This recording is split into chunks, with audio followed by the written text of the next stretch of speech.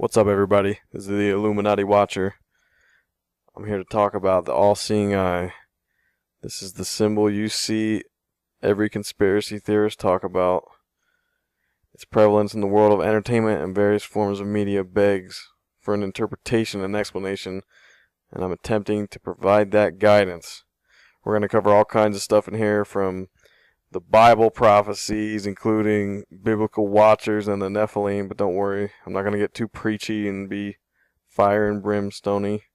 We're going to talk about the evil eye, we're going to talk about Egyptians and the pineal gland and the all-seeing eye of Horus, some theosophy, the Great Seal on the dollar bill, some Freemasonry, and we're going to wrap it up with a little bit of Aleister Crowley, Age of Horus, and all your favorite entertainers and some shots of them doing it. So here we go. First, I'm going to start off with one of the most ancient ideas of the eye, and that's the concept of a deity watching over us. The idea of an omnipresent being watched over is referenced in the Bible several times, like in 1 Peter and the book of Proverbs. This includes a biblical reference to the Watchers, aka the Nephilim. These were the hybrid offspring of extraterrestrials who were called the sons of God in Genesis and the daughters of men at the time on Earth. Ancient Aliens actually did an episode called Alien Breeders where they cover lots of this. They said the Nephilim were giants, approximately 450 feet tall, and that's based on the translation of the Hebrew Bible and the book of Enoch.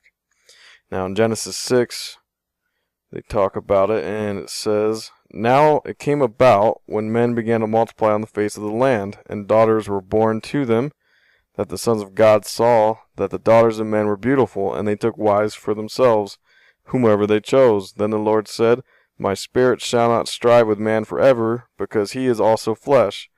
Nevertheless his days shall be 120 years. The Nephilim were on the earth in those days, and also afterward, when the sons of God came into the daughters of men, and they bore children to them. Those were the mighty men who were of old, men of renown." Now, I'm no theologian, but that sounds an awful lot like what we're talking about here.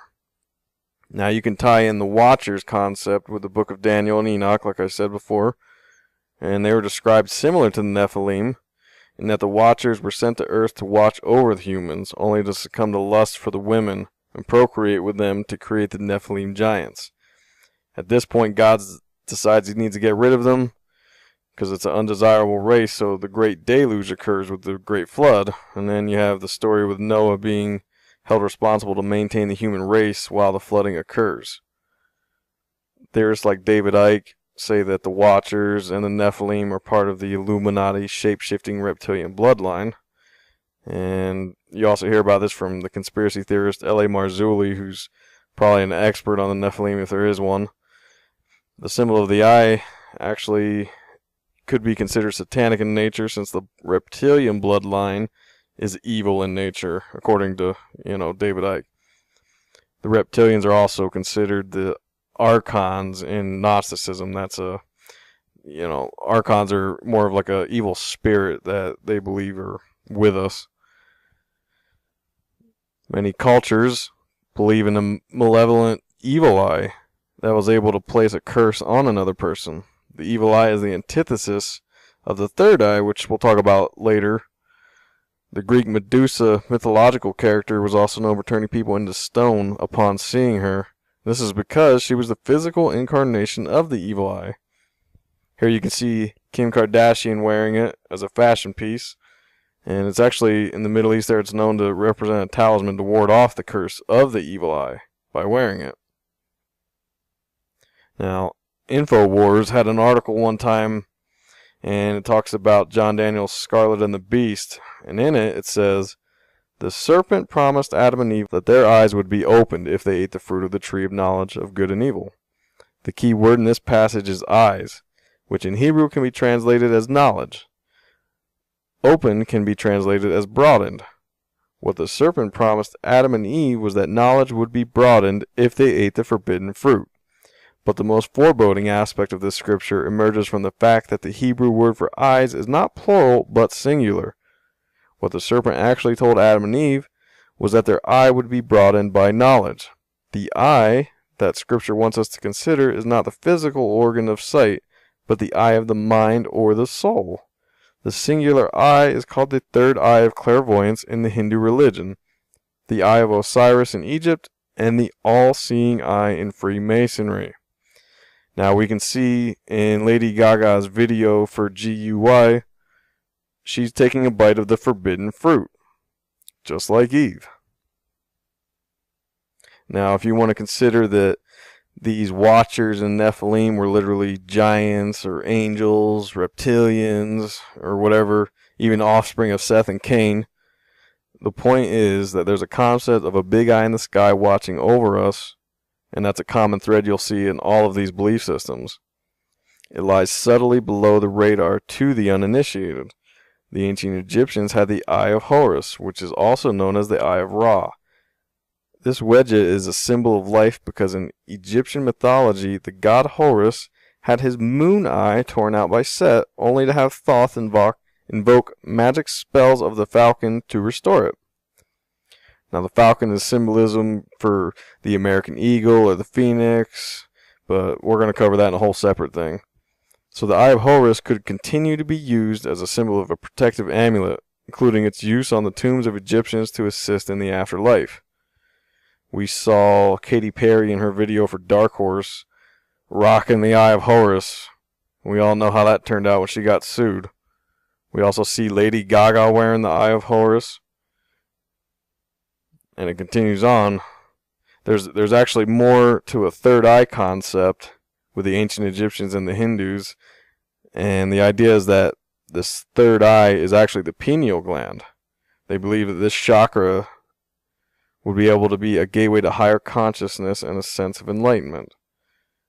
You've probably heard the phrase, open up your third eye. Well, that means to become aware of the world around you. Theosophists believe that the pineal gland was literally a third eye with a physical and spiritual purpose, but evolution worked it back into our heads into a present-day pineal gland, as did the ancient Egyptians, according to some Egyptologists, if you watch the documentary The Pyramid Code. It's no wonder that Theosophist Helena Blavatsky had such a powerful influence over Adolf Hitler and the creator of Wizard of Oz, Frank Baum. You'll see connections with the Wizard of Oz all over the place, with the Eye of Horus and Theosophy, just like we saw in a post I made about Lady Gaga's Wizard of Oz performance of Applause. And in it I said, this society was based on a philosophy presented by Helena Blavatsky, who is sort of infamous for being the one who Adolf Hitler used as motivation for his racial and occult beliefs. He was known to keep her book called The Secret Doctrine close by his side. So anyhow, Gaga did up the single for Applause in the likeness of the Wizard of Oz, and she gave us a shot of the all-seeing Eye of Horus. The US dollar bill also has a great seal on its reverse side, and that was designed in 1776 by Pierre Eugene, and it included the Latin phrase E pluribus unum, out of many, one. Now you can take a little trip down that paranoid lane and take the out of many one and say he's talking about a new world order, a one world order, a globalization plan. It's a plan by the elite to round everyone up and control from the top. Pierre was a member of the American Philosophical Society, along with Benjamin Franklin. The social club included many of the American founders who supported this theme of liberty, freedom, and justice for all. Which, these ideas are great, but it's important to consider the root of these concepts when you're delving into these conspiracy theories.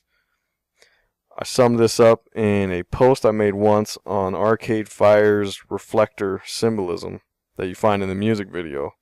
And in it, I explain the Age of Reflection refers to the Romanticism period in the early 1800s.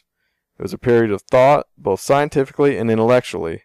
It essentially sought to unify man and nature through science, which is in opposition to the Age of Enlightenment that sought to divide the two. Granted, the Age of Enlightenment had prominent Illuminati Freemasonry ties and historical connections, considering how the two had roots through prominent intellectuals like Isaac Newton, who was a known Freemason, Robert Boyle, another Freemason, John Locke, Francis Bacon, all supposed Freemasons. So one could say the Age of Reflection is in opposition to the practices of the Age of Enlightenment, and therefore they are the Illuminati.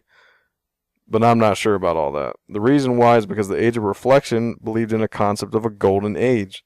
Romanticism had 4 basic principles: the original unity of man and nature in a golden age, the subsequent separation of man from nature, and the fragmentation of human faculties. So what does this mean to us? Well, the Age of Enlightenment gave birth to the scientific process, and with it, the ideals of liberty and independence. You can see that on the seal in Delaware, which was also created by the same guy, Pierre Eugene. Now, if you get back to the Great Seal on the dollar bill, you see the Latin phrases that definitely take an ominous tone if you want to believe in some of the more paranoid schools of thoughts. Annuit coeptis means he approves our undertakings, or more nefariously, it is favorable to our undertakings. So you can also see that Novus Ordo Sectorium means new order of the ages. So again, you tie all these things together, you got a lot of New World Order, One World Order, concepts of taking control of the masses. And you hear in lots of speeches by politicians, they talk about the New World Order, and this is supposedly what they're talking about.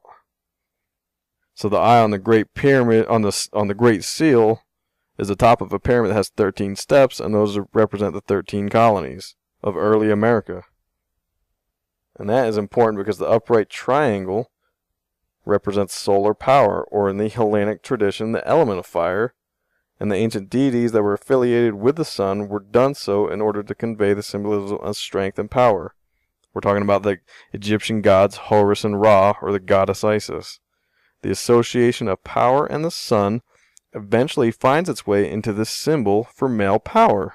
Talking about the upright pyramid, that's a symbol for male power.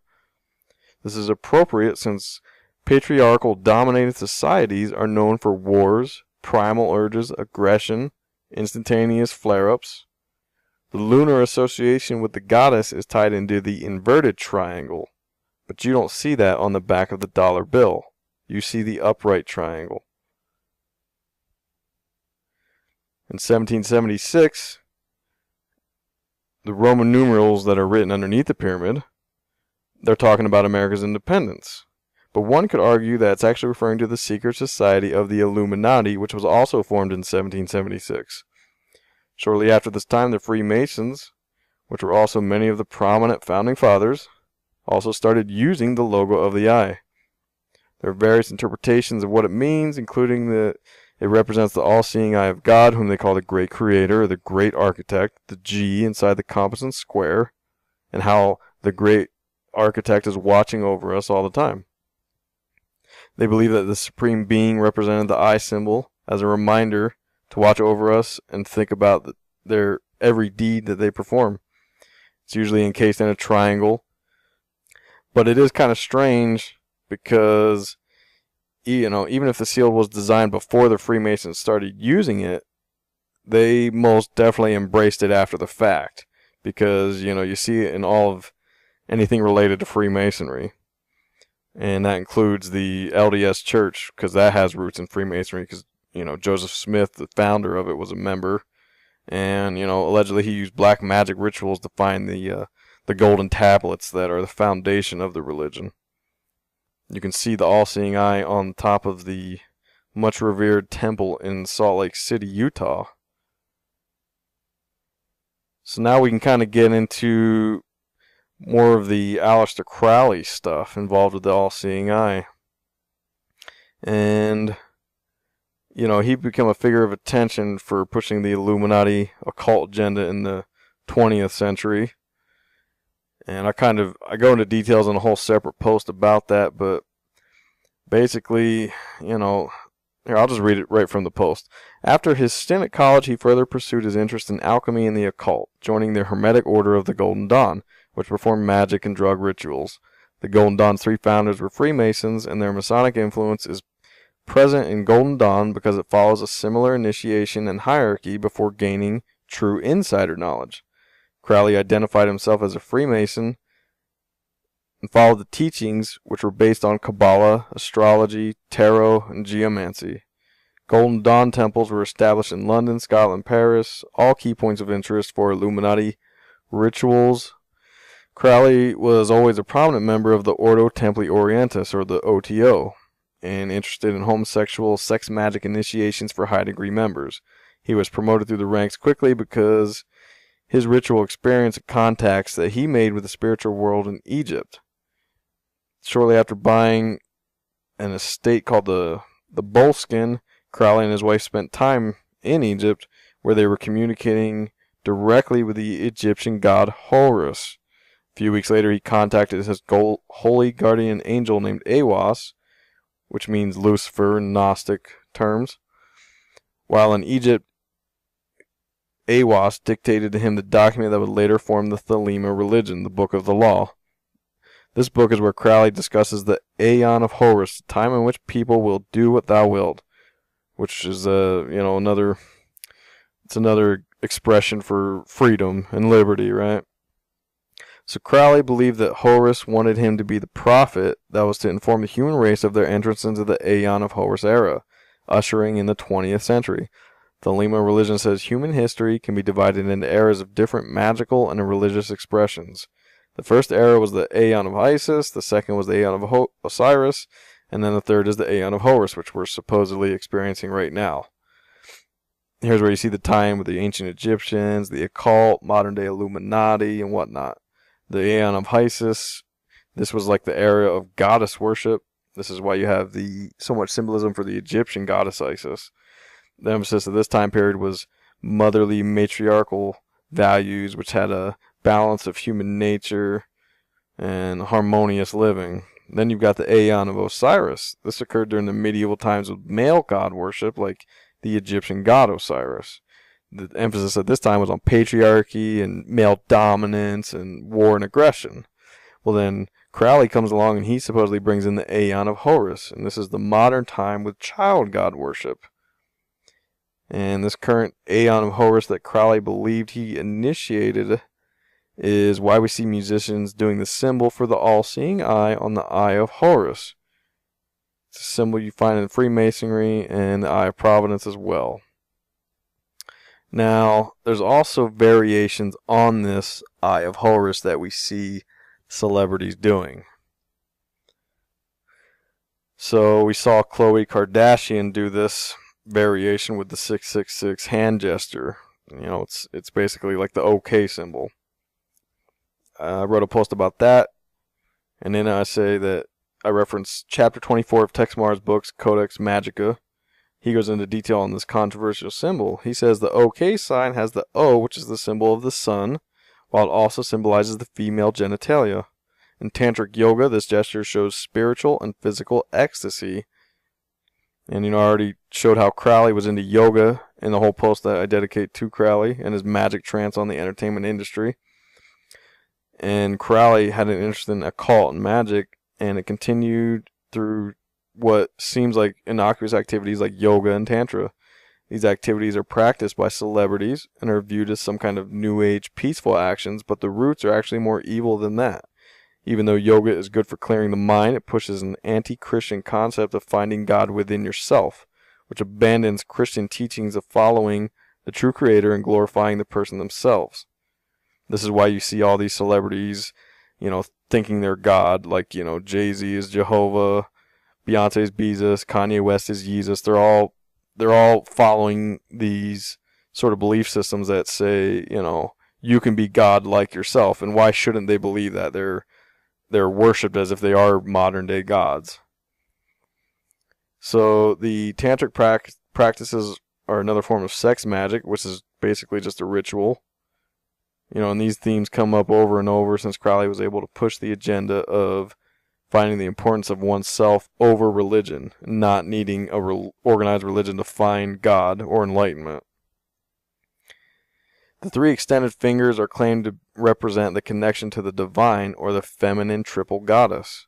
The Satan worshippers believe that the three fingers show the unholy trinity between the horn god, which is Moloch, again, the goddess, which is Semiramis or the Whore of Babylon, and the offspring, the Antichrist. The Satan worshippers would view the circle as a symbol for their sun deity, Lucifer, or the Illuminated One. They call this symbol of the divine king and make reference to it on the dollar bill with the Latin phrase annuit coeptis, which means he approves our undertaking. So, you see in the picture, it looks like 3 6s. It's like 3 overlapping 6s right there. So sometimes you see this over the eye. Sometimes you see him just doing it. Sometimes it's, literally just an ancient Indian symbol. It doesn't have that meaning. It just depends on who's doing it and why they're doing it. So there's plenty of symbols all over in all forms of entertainment that you can see them doing either the 666 or the all-seeing eye. There's Jay-Z doing the triangle over the eye. Miley Cyrus does it a bunch. You can see it in the background at one of her concerts. She loves to wink. She's uncontrollably winking every time you see her. There's the 666, and look, she's got a tattoo of the eye on her finger. There's Katy Perry covering up an eye on Dark Horse again. There she is on the cover of Cosmo. Kanye West doing it. Chloe on the cover of the magazine in her fetish garb. Kim Kardashian covering an eye with a star. Beyonce, Lady Gaga.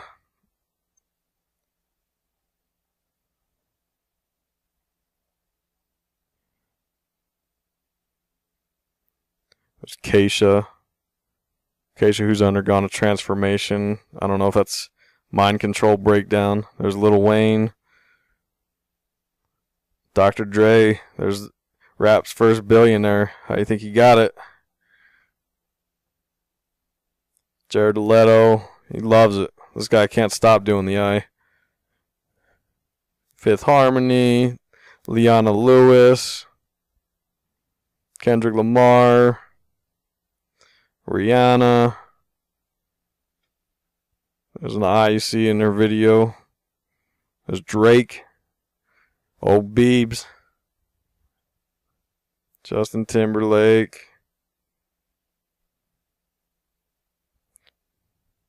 T-Mobile commercial, they do it. There's Transformers. I got a whole post. All you see is the all-seeing eye and all the Transformers movie posters. Google Chrome. Paramore. Pharrell Williams. I mean, it's not a coincidence. Jennifer Hudson. Seal. Movado. Florence and the Machine. Neon Trees. They got the Olympics. Rush Limbaugh. Future. Michael Jackson. Fleet Foxes. Emma Watson. The Game. Austin Mahone. I did a whole article on The Shining and all the symbolism within it, and there's a couple shots from the film. Coincidence? I don't know. Nickelodeon. Look at all that. Look at all that subliminal advertising. They got the triangle. They got multiple sets of eyes. CBS, the all-seeing eye. ASAP. Chris Brown. Britney Spears. Nicki Minaj. Shakira. Christina Aguilera. Bono. Robert Pattinson, who's, the reason why you saw Robert Pattinson in Twilight, much to the chagrin of all the ladies who, I guess they expected someone maybe a little different looking based on what they read in the books. The reason why they put him in the film is because he's actually related to Vlad the Impaler. It's this royal bloodline. They put these bloodlines in there for a reason. There's the Game of Busta Rhymes. Rihanna. Here's American Horror Story. Eminem. Celine Dion even. Here was on the MTV Music Awards. Justin Timberlake. They did this one real quick. Split second. Same with this. NSYNC. Lady Gaga. She's the queen of it all.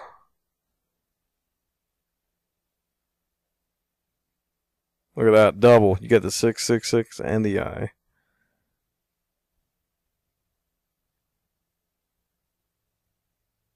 Coincidence, I guess. I don't know. Mac Miller, 50 Cent, Avril Lavigne, Sierra, Lana Del Rey,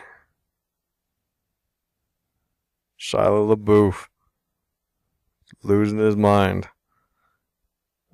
LeBron James, check his shirt out. Got the eye on it while he's doing this 666. Movie posters. I got a whole video on movie posters. Here's The Dark Knight. Iggy Azalea does it. She's got the Project Monarch butterfly covering one eye. Selena Gomez. Out of control with the eye. Look at this. I mean, come on. James Franco. Check out the bottom corner there. Bottom left corner. Check it out. J. Cole.